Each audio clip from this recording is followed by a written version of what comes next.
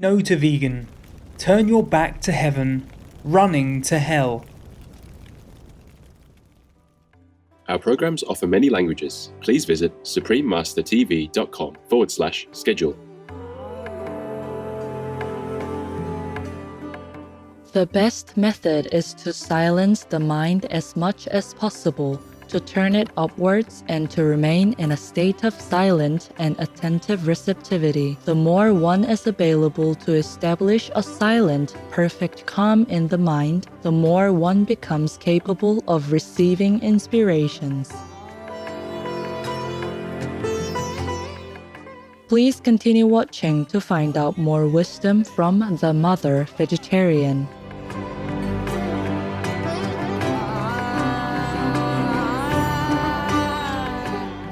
Kya haal hai means how are you in Hindi. I am Arab. The spiritual Indian people congratulate you for listening to your inner selves to know God and then living a compassionate vegan life. May God bless your noble endeavors.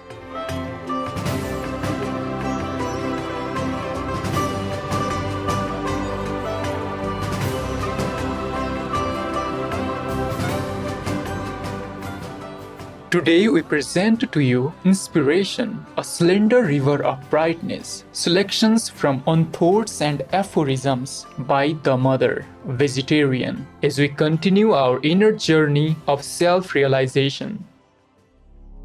Mira Alfasa, who became known as the Mother or Shri Ma, was born in 1878 in Paris, France.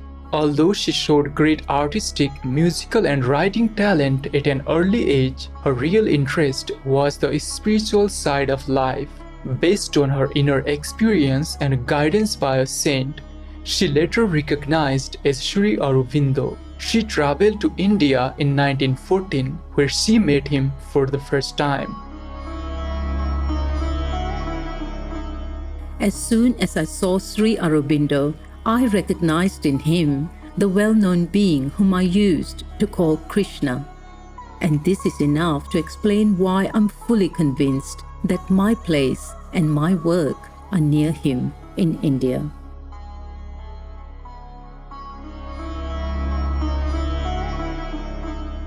Sri Aurobindo conferred the title of the Mother in recognition of her embodiment of the principles of the Divine Mother. When the decision was made to create an ashram in 1926, Sri Aurobindo entrusted all the spiritual and material tasks of running the ashram to the Mother.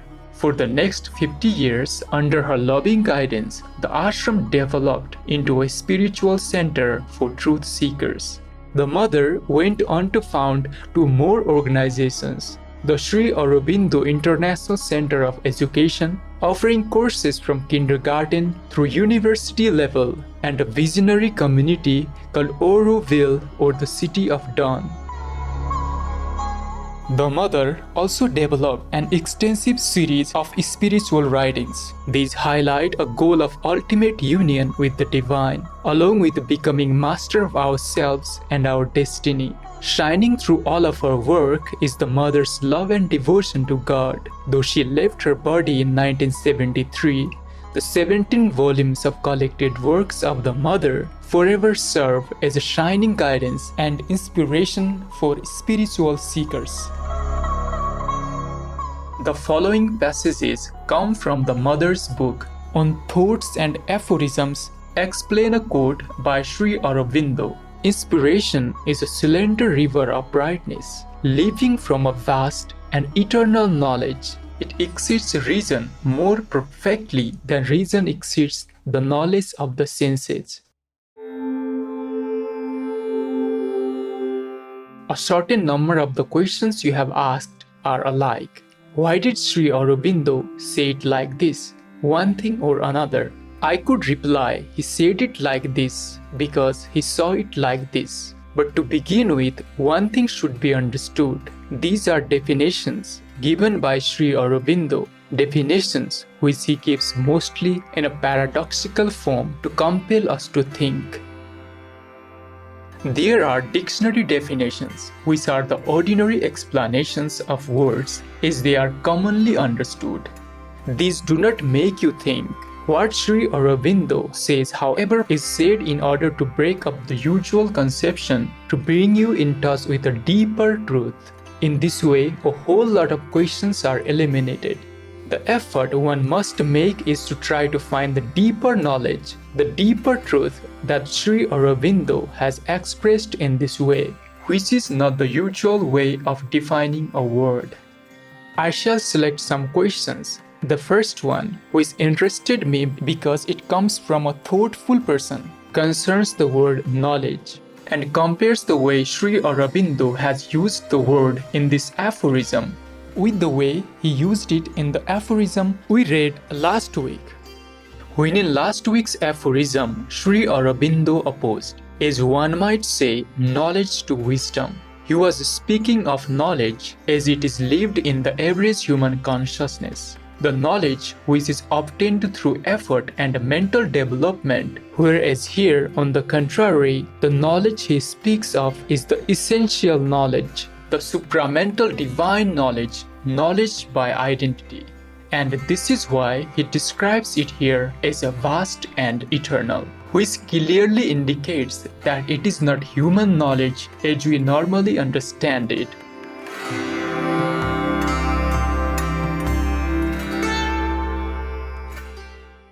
Many people have asked why Sri Aurobindo said that the river is slender. This is an expressive image which creates a striking contrast between the immensity of the divine, supramental knowledge, the origin of this inspiration which is infinite, and what a human mind can perceive of it and receive from it.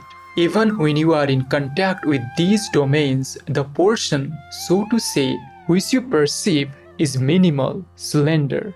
It is like a tiny little stream or a few falling drops, and these drops are so pure, so brilliant, so complete in themselves that they give you the sense of a marvelous inspiration.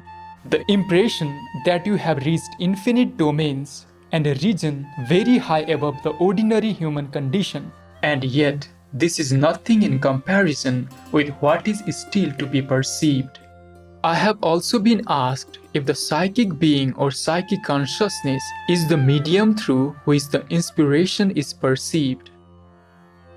Generally, yes. The first contact you have with the higher regions is a psychic one.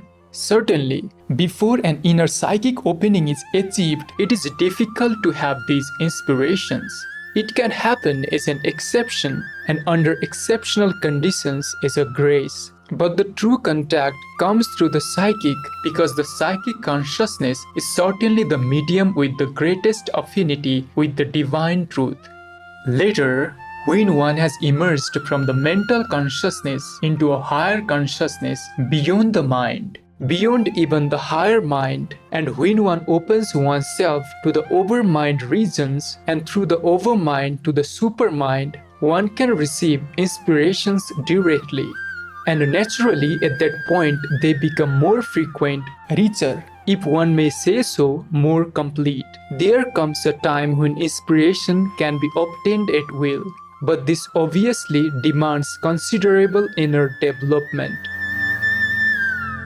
As we have just said, this inspiration from regions far above the mind surpasses in value and quality the highest achievements of the mind, such as reason. Reason is certainly at the apex of human mental activity. It can review and control the knowledge acquired with the help of the senses. It has often been said that the senses are altogether defective instruments of knowledge, that they are incapable of perceiving things as they are, that the information they supply is superficial and very often faulty. When it is fully developed, the human reason knows this and does not trust the knowledge of the senses. It is only if one is infra-rational, if I may say so, that one believes that all one sees, hears or touches is absolutely true. As soon as one is developed in the region of higher reason, one knows that all these notions are almost essentially false, and that one can in no way rely on them. But the knowledge one receives from the supramental or divine region surpasses all that can be conceived or understood by reason, at least to the same extent that reason surpasses the knowledge of the senses.